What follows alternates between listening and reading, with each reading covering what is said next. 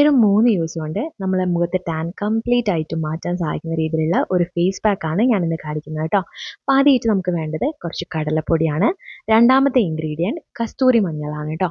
Wild turmeric powder, അതായത് original ആയിട്ടുള്ള കസ്തൂരി മഞ്ഞൾ തന്നെ ഉപയോഗിക്കാൻ വേണ്ടി ശ്രമിക്കണം. ഒരുപാട് മഞ്ഞ കളറായിട്ടുള്ള അതല്ല കേട്ടോ, ഈ ഒരു കളറിൽ വരുന്നതാണ് ഒറിജിനൽ ആയിട്ടുള്ള കസ്തൂരി മഞ്ഞൾ. അപ്പോൾ ലിങ്ക് വേണമെങ്കിൽ ഒന്ന് കമൻറ്റ് സെക്ഷനിൽ ചോദിച്ചാൽ മതി. അതിനുശേഷം ഞാൻ ആഡ് ചെയ്ത് കൊടുക്കുന്നത് തേനാണ്. ഇത് മൂന്നും കൂടി ആദ്യം നന്നായിട്ട് മിക്സ് ചെയ്തതിന് ശേഷം കുറച്ച് വെള്ളമോ അല്ലെങ്കിൽ റോസ് വാട്ടറോ, നിങ്ങളുടെ ഡ്രൈ സ്കിൻ ആണെങ്കിൽ പാലും ഉപയോഗിക്കാം കേട്ടോ. ഇതിലേതെങ്കിലും ഒന്ന് ഉപയോഗിച്ചിട്ട് നമുക്ക് വേണ്ടത് ഒരു തിക്കായിട്ടുള്ള കൺസിസ്റ്റൻസിയാണ്.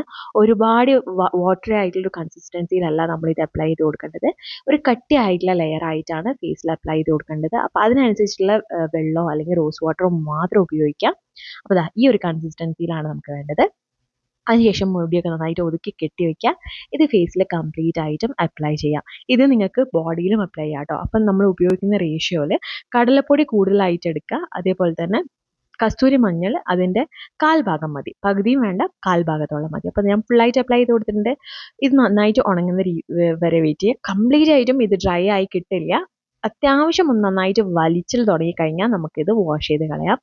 ഫസ്റ്റ് യൂസിൽ തന്നെ ട്രസ്റ്റ് മീ, നിങ്ങൾക്ക് നല്ലൊരു വിസിബിൾ ആയിട്ടുള്ള റിസൾട്ട് കാണാൻ വേണ്ടി പറ്റും. അത്യാവശ്യം കുറവ് ടാനിങ് ഒക്കെ ഉള്ളൂ എങ്കിൽ നമുക്ക് ഒരു 3 ദിവസം കൊണ്ട് കംപ്ലീറ്റ് ആയിട്ട് മാറ്റാം. അല്ലെങ്കിൽ ഒരാഴ്ച കൊണ്ട് പൂർണ്ണമായിട്ടും നിങ്ങളുടെ ടാന് മാറി കിട്ടാനായിട്ട് പറ്റും. അപ്പോൾ എന്തായാലും ഒന്ന് ട്രൈ ചെയ്ത് നോക്കുക. ലിങ്ക് ഏതെങ്കിലും വേണമെങ്കിൽ കമൻറ്റ് ചെയ്യാം.